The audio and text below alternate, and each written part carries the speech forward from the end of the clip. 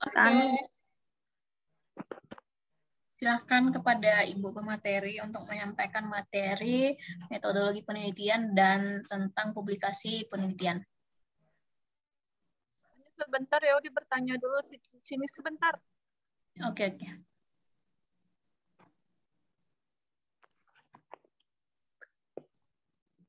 Soalnya udah siap. Soalnya Yosi berarti ya.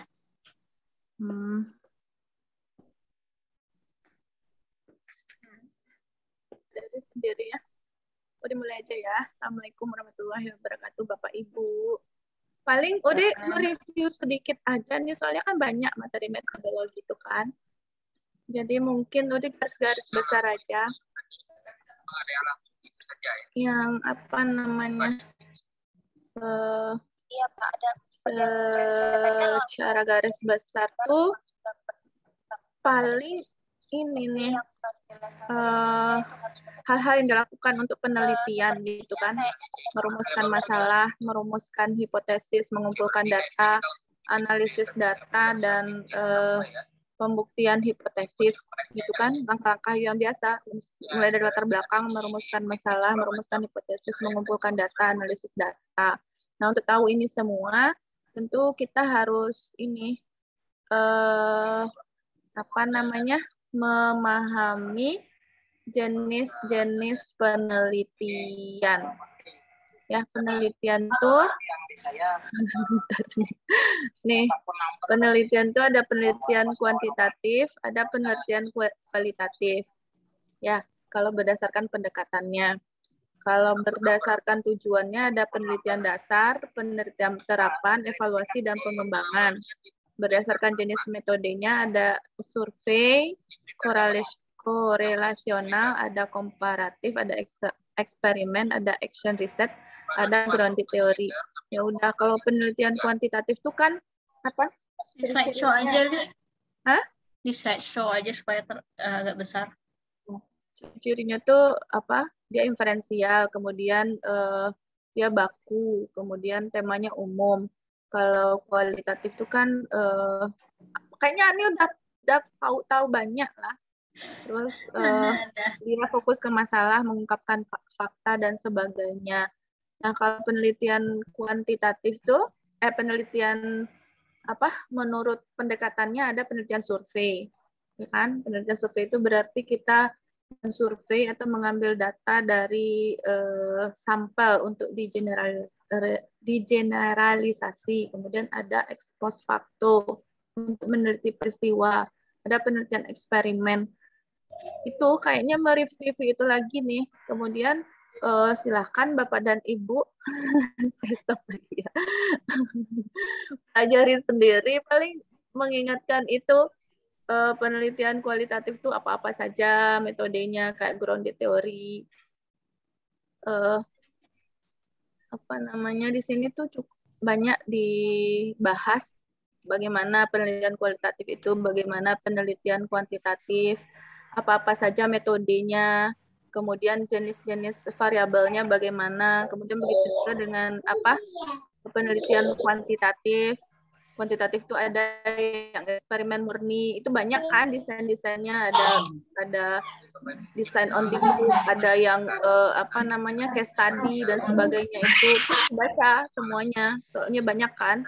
Ada yang penelitian eksperimen sejati yang diberi pretest di awal, kemudian ada post-test di akhir gitu kan, desain-desain eksperimen. Terus ada yang uji satu pihak, uji dua pihak.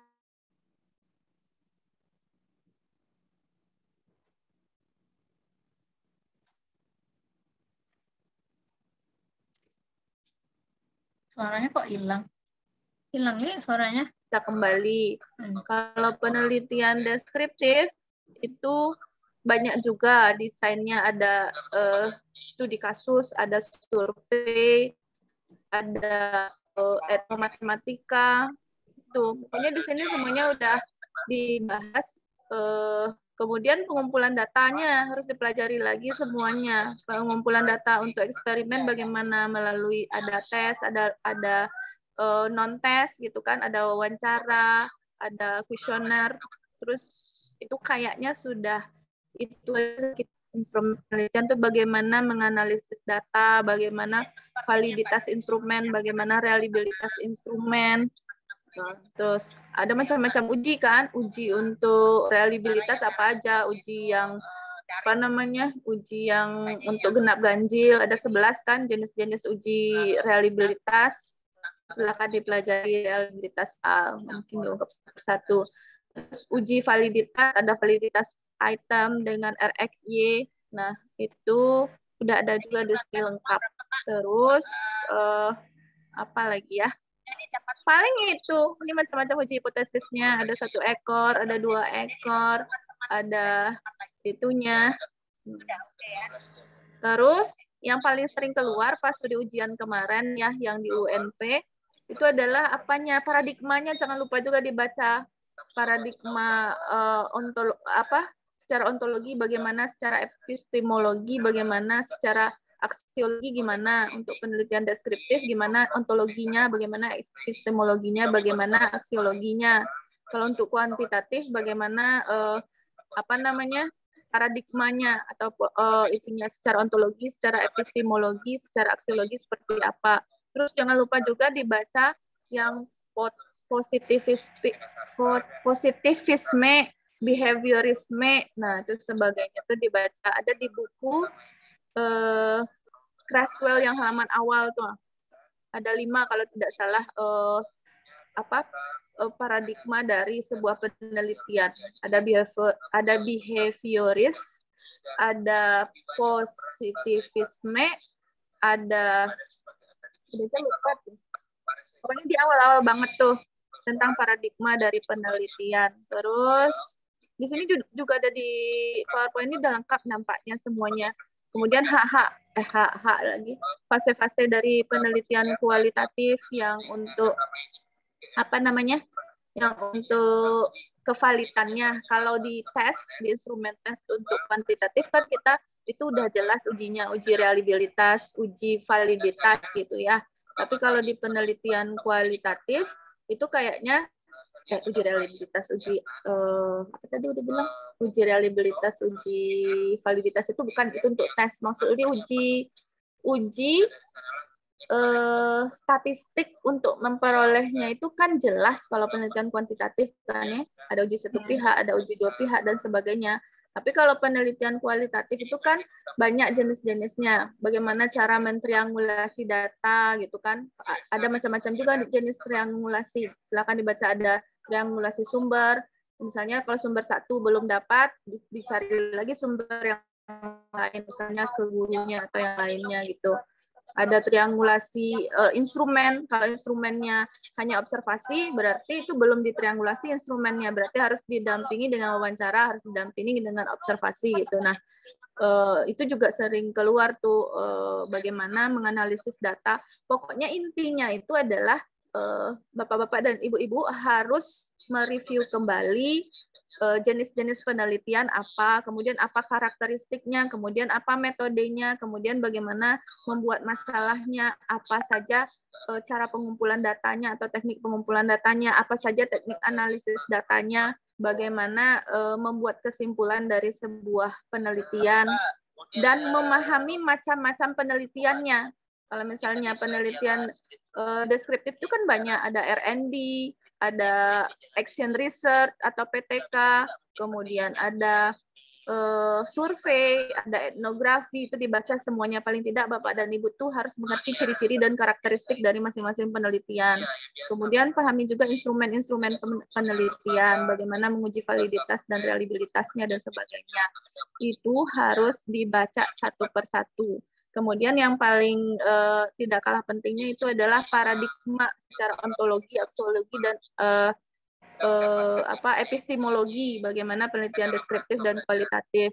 Kemudian bagaimana paradigma dari sebuah penelitian yang 5 di buku Creswell itu, ada behavioristik, ada humanistik, ada positivistik. Nah, itu nanti ada tuh ulasan-ulasannya di biasanya di soalnya itu, misalnya behavioristik itu yang seperti apa gitu. Berarti adalah penelitian yang cenderung meneliti perilaku. Kalau positivistik itu apa gitu. Nah, itu dibaca di Creswell halaman 1 sampai 5 di penelitian deskriptif itu lengkap untuk semuanya, ciri-cirinya, apanya dan semuanya. Nah, kemudian teknik analisis datanya dan sebagainya itu harus diulang kembali. Gitu doang. Udah baca sendiri.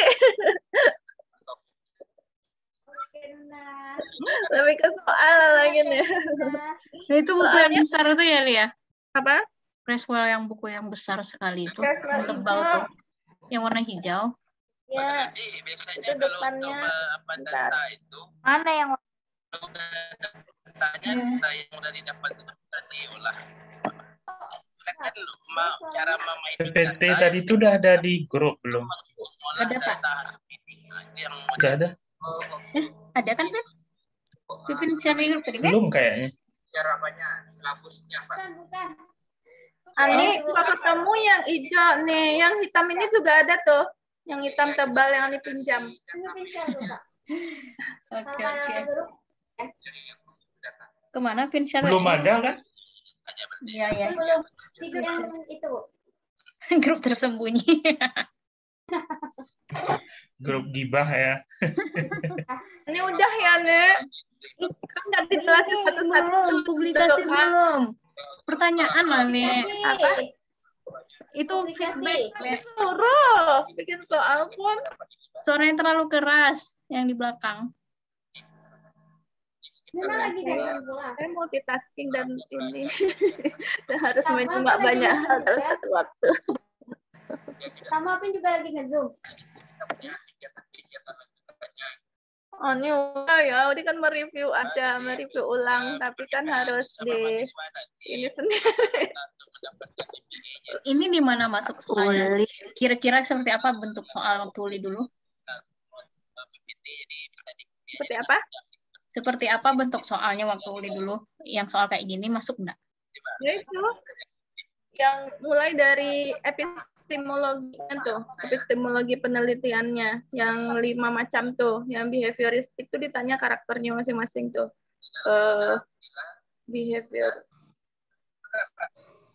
Behavioristik apa gitu, yang meneliti ke arah mana, terus dipilih opsinya itu A, B, C, yang positivis dimasukin ke dalam itu, yang humanistik dimasukin ke dalam itu, terus kita pilih yang mana.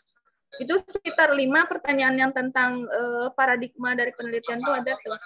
Terus action research yang apa saja 4 langkah tuh, masih ingat nih? Siapa yang masih ingat? 4 langkah dari penelitian tindakan kelas. Perencanaan. Salah ya? Terus Pelaksanaan. Evaluasi. plan.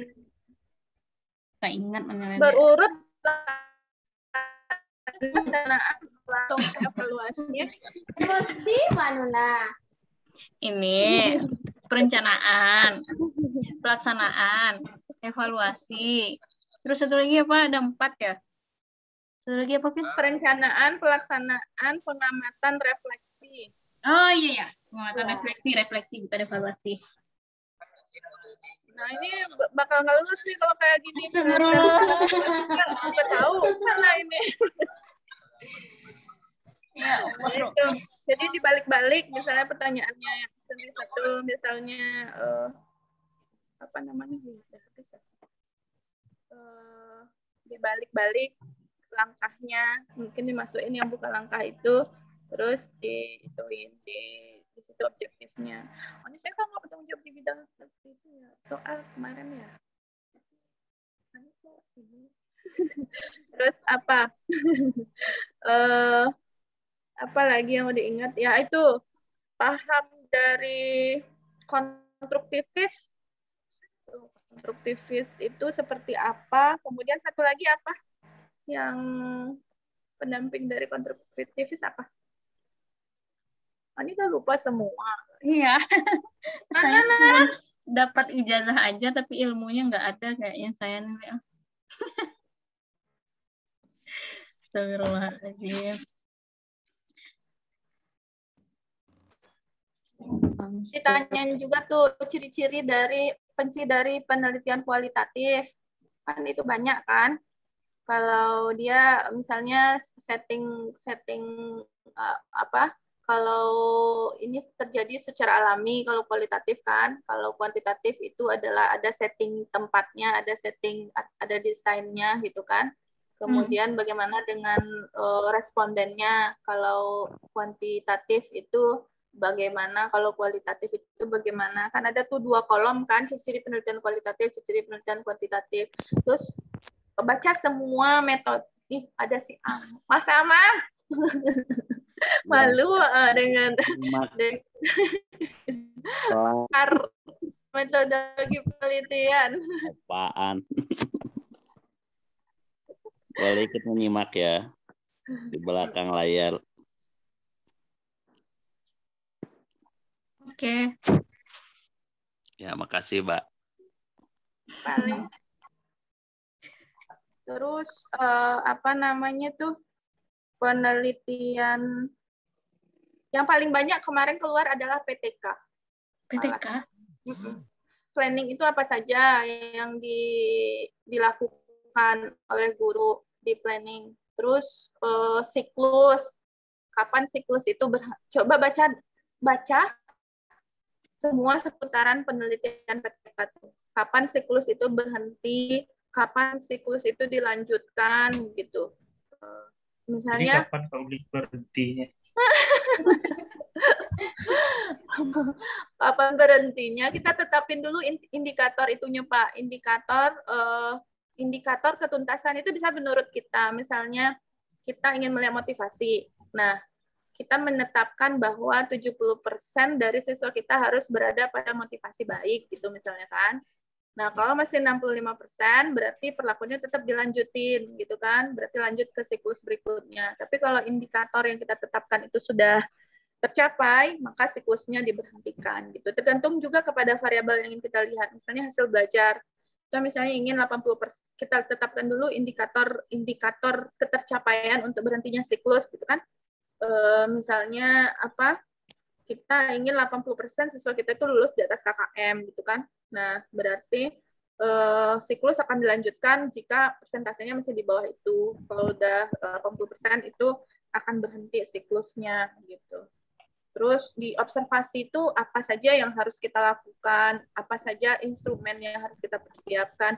Terus kasih kasus tuh, misalnya kasusnya ini Anin tak bilang bikin soal, tapi sih. Ada kasus apa namanya di sebuah daerah gitu, misalnya ada anak yang nilai matematikanya rendah misalnya, tapi hanya 2 orang saja. Itu penelitian yang tepat untuk dilakukan apa gitu. Misalnya apakah itu penelitian deskriptif dengan metode survei, apakah penelitian deskriptif dengan metode studi kasus, ataukah penelitian eksperimen. Nah, itu berarti kita harus ngerti kan masing-masing harus baca lagi jenis-jenis penelitian atau pendekatan di penelitian kualitatif. Coba saya tanya Ibu Ani Sofia, sebutkan macam-macam pendekatan pada penelitian kualitatif. Yang mana ya? Oh, ini kita tahu, Mbak. Oh, apa Pipin? Ana. Ini yang itu positivisme, post-positivisme. Bukan, macam-macam yang mana? Oh, grounded teori. Yang gitu. Oh, yang itu. Yes. Grounded teori, studi kasus. Apa lagi? Nah, 2 baru Nadia berapa, Li? Kalau DDR grounded teori, etnografi, naratif, campuran. Oh, banyak tuh mana? Iya, banyak. Di Creswell itu aja banyak tuh. Nah, pelajari masing-masing karakteristiknya. Itu ada tabel di Creswell itu. Ada penelitiannya di sini, apa saja, ciri-ciri dari masing-masingnya, kapan kita melakukan itu. Silahkan dibaca Bapak dan Ibu. Terus penelitian eksperimen. Kapan, misalnya ada kasus. Nah, ini penelitian yang cocok. Kadang jawabannya itu penelitian eksperimen. Nah, kemudian apa variabelnya, variabel bebasnya, variabel terikatnya, apa saja yang kita lakukan untuk ada instrumen. Pokoknya itulah sekitar instrumen, teknik analisis data, metode, dan itunya. dan pengumpulan data dan itunya semuanya. Landasan filosofis tadi tuh, Li, jelasin dikit nih tentang ontologinya, Nggak tahu. aksiologinya. Kamu baca sendiri aja nih, banyak. Nggak, Ada maksudnya secara garis besar ontologi itu seperti apa sih gitu. Kemudian aksiologi itu apa gitu. ini bukunya hilang. Hijau di depan itu loh yang Creswell yang warna hijau itu yang paling depan. Di situ udah pertama kali masuk tuh dijelaskan tuh penelitian tapi hilang. Ketemu. Sama Ani bukan? Soalnya sering minjem Ya buku. sama Ani ya. Itu di awal tuh dijelaskan tuh penelitian eksperimen secara aksiologi gimana, secara ontologinya gimana, secara itunya gimana. Terus macam-macam paradigmanya, ada behavioristik itu sih yang masih teringat, terekam, tapi nggak ingat semuanya. Di situ ada lengkap. Pas mau ujian baca yang di situ tuh, keluar semuanya insya Allah yang depan tuh. Tapi nggak tahu ya sekarang gimana. Udah, itu. Ada lagi pertanyaan, Mas Amam. Coba ini Mas, ditambahkan lagi apa yang mau dibaca untuk metodologi penelitian. Saya menyimak dulu aja nih. Udah telat lagi ya. Nggak apa-apa Mas, kita baru mulai. Ulinya aja yang ini. Yang terlalu cepat menjelaskan. Saya malah udah ketiduran. Nanti inget-inget. Menyimak aja dulu nih. Belum panas otaknya nih. Belum panas.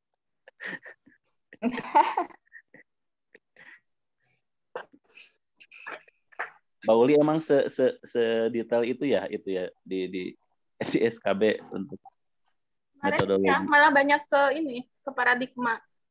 Apa beda ya S3 dengan tapi sama kan dosen kalau sekarang, kalau kemarin itu dia bikin soalnya tuh yang dibulat-bulatkan gitu Mas. Belum CAT berarti ya? Enggak CAT. Kauli masih konvensional. Apa nah? Kauli dulu masih belum CAT ya? Belum, dibulat-bulatin. Oke nih, lanjut ini lagi. Apa namanya?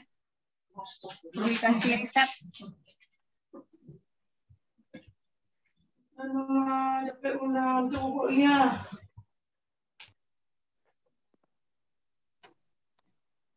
Publikasi riset. Nabin? Pipin? Ini udah kan? Tapi ini metodologi sama publikasi riset. Apa publikasi ya juga? Saya tampilkan, saya baca cepat-cepat ya yang punya Bang Ruli itu ya. Anda saja lah, Bu. Tunggu saya download dulu sebentar. Udah ya, itu PR-nya Bapak dan Ibu. Silakan baca lagi pendekatan-pendekatan penelitian dan teknik pengumpulan datanya, teknik analisis datanya, dan sebagainya.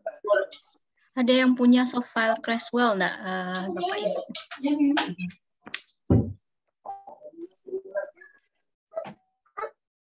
Hilang bukuannya. Ini juga beli yang hijau tuh. Ada nah? Nggak ada software, adminnya apa? Software-nya. Yang ada bukunya. Tapi bukan yang buku setebal yang Kauli, buku yang itu yang hijau. Yang tipis.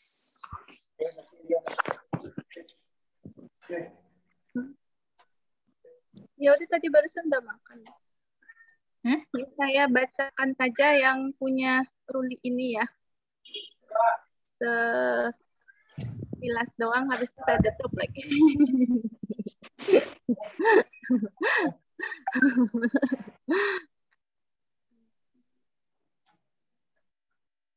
Ini kok hilang gitu sweatsuitnya.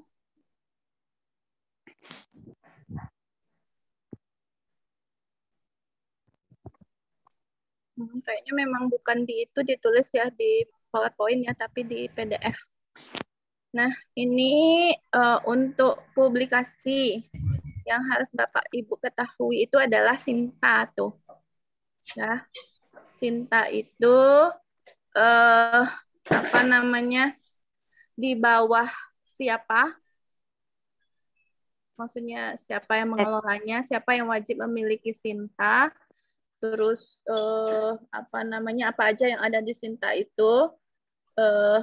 Kemarin tuh malah keluar cara menghitung skor Sinta gimana. Gimana nih cara menghitung skor Sinta nih? Pas waktu uli ujian ditanya itu. Dihitung cara apa?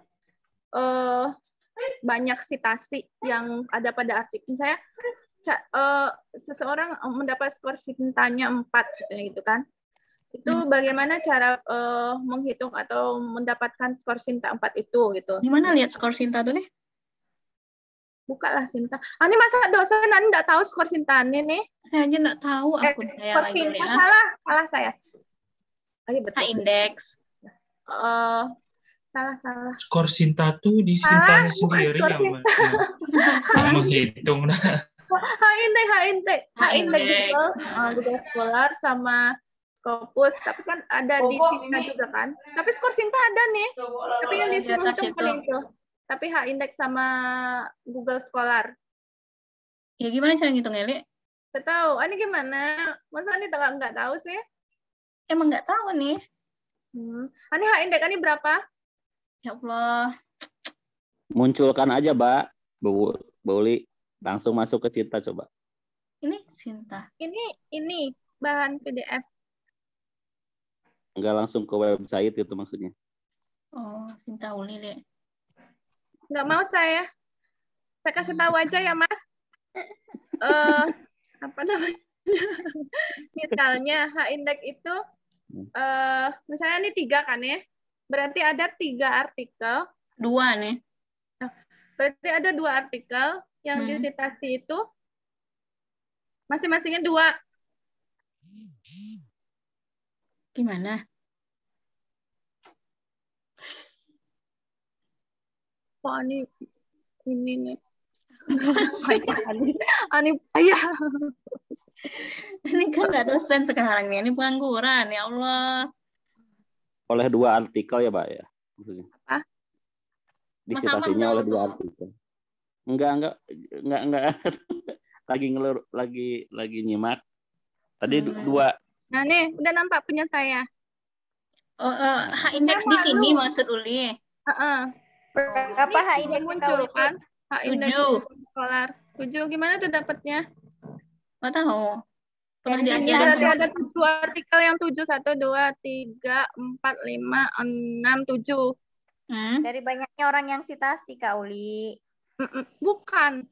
Dari banyaknya orang citasi itu maksudnya masing-masingnya itu ada, gimana sih nih? Kalau 7 itu berarti ada 7 artikel yang minimal masing-masingnya 7 gitu. Gimana? Ngerti? Enggak, putus-putus barusan. Misalnya Muhammad Subali ya, kita lihat ya. Kenapa harus Muhammad Subali? Kan punya Uli aja. Ini muncul Muhammad Subali. Muncul. Nah, 10 kan, berarti ada Muhammad Subali ini 10 artikel yang 10 dikutipnya. 1, 2, 3, 4, 5, 6, 7, 8, 9, 10. Seharusnya udah 11 ya. 12 ini H-indexnya 12, guys. Ini H-index 10-nya ini yang 10. H-index 10-nya. Seharusnya itu ya 10 ya. 1, 2, 3, 4, 5, 6, 7, 8, 9, 10. Iya, betul. Kan udah ada 10 nih. Yang 10 minimal kan. Nah, berarti kalau mau 11, Bali ini yang ini nih harus 11. Jadi ada 11 artikel yang disitasi orang itu 11 gitu. Sih nggak paham?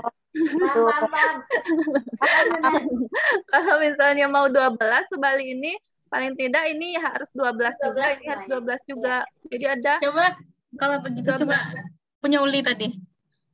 Coba cek Sinta masing-masing.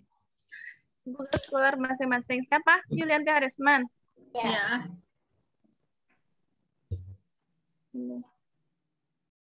Kok saya 7 ya? Seharusnya salah. 1, 2, 3, 4, 5, 6, 7. Ya betul, saya 7 yang baru. Kalau ini sudah 8, yang satu ini berarti saya akan menuju 8. Tolong disertasi ini guys, obstacle, instruction. Dia 8 H indeksnya. Nih. Oh gitu.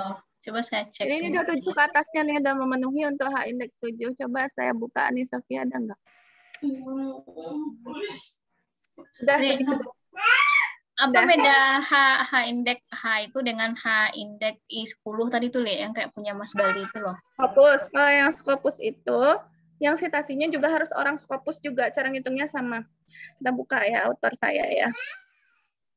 Oniku have. Sudah lama pensiun jadi dosen. Apa? Lanjut. Luna hebat. Iya, dia masih loading.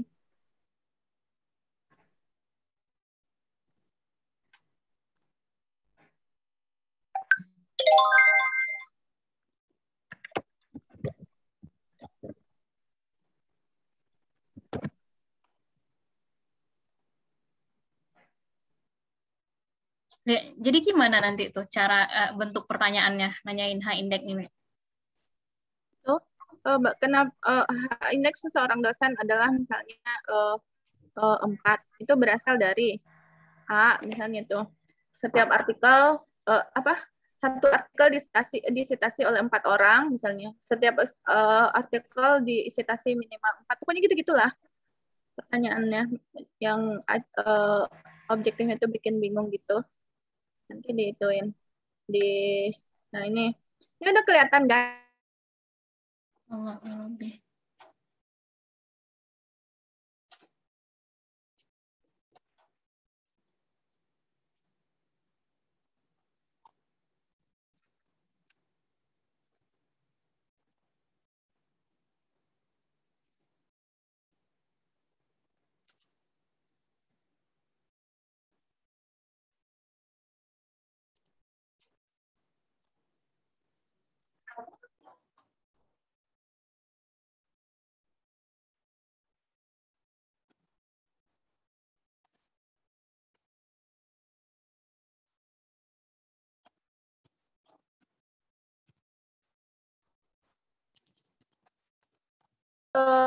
Ada di